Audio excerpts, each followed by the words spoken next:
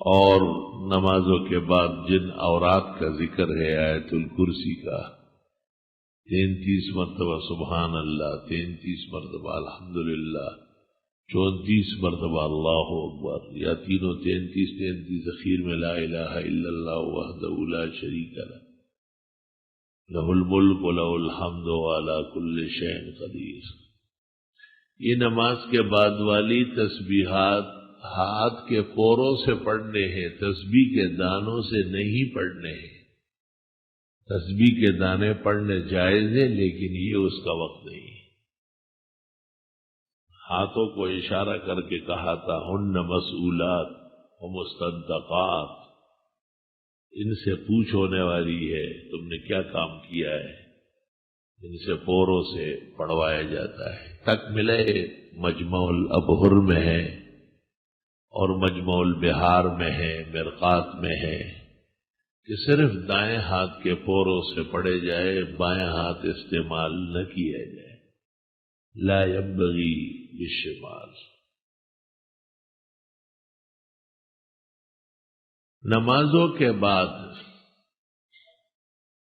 پہلے جب سنت موجود ہو، جیسے عشاء کے بعد 2، مغرب کے بعد 2، ظہر کے بعد 2، تو سنتوں کے بعد پڑھ لیے جائے، اور جن نمازوں کے بعد سنن مؤکدہ نہیں ہیں جیسے فجر اور عصر، تو بے شک نماز سے فارغ ہوتے ہی یہ تسبیحات پوروں کے پڑھ لیے جائے۔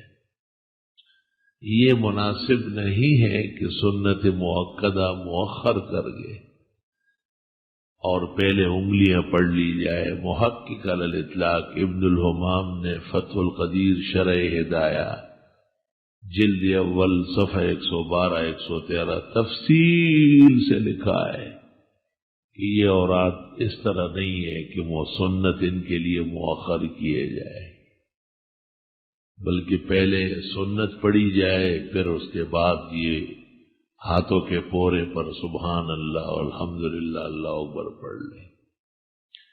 اس میں 2 قول ہے فقہاء و محدثین کے کہ جو لوگ سنت چھوڑ کر یہ پڑھ لے پھر اٹھ کے سنت پڑھے، تو ایک قول یہ ہے کہ سنت فوت ہو گئی اب نفل پڑھ رہے ہیں، تو معلوم ہوا کہ بیٹھ کر سنتوں سے پہلے انگلیاں پڑھنا جرم ہے، جس سے سنت کی فوتگی واقع ہو گئی۔ اور دوسرا قول یہ ہے کہ نہیں، سنت تو سنت ہے لیکن خلاف سنت ہے۔ سنت لا علی طریق سنہ، جیسے عقیقہ 10ویں دن، ولیمہ 5ویں دن، جیسے تراویح رمضان کے علاوہ، عید کی نماز دوسرے تیسرے دن۔ اصل سنت تو پہلے دن ہے، اصل عقیقہ تو 7ویں دن ہے، اصل ولیمہ تو 3 دن کے اندر اندر ہے۔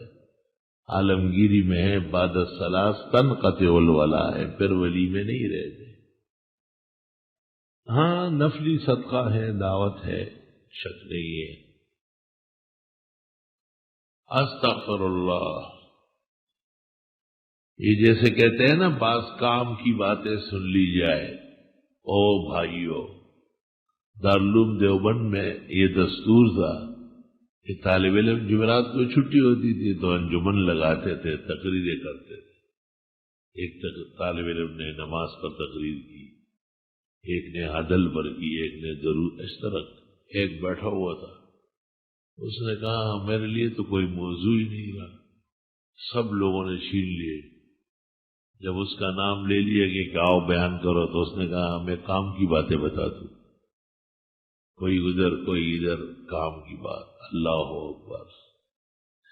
کام کی بات کے لیے حدیث اس طرح ہے، الحکمت الکلمۃ الحکمہ ضالۃ المومن، کام کی بات مومن کی گمشدگی ہے۔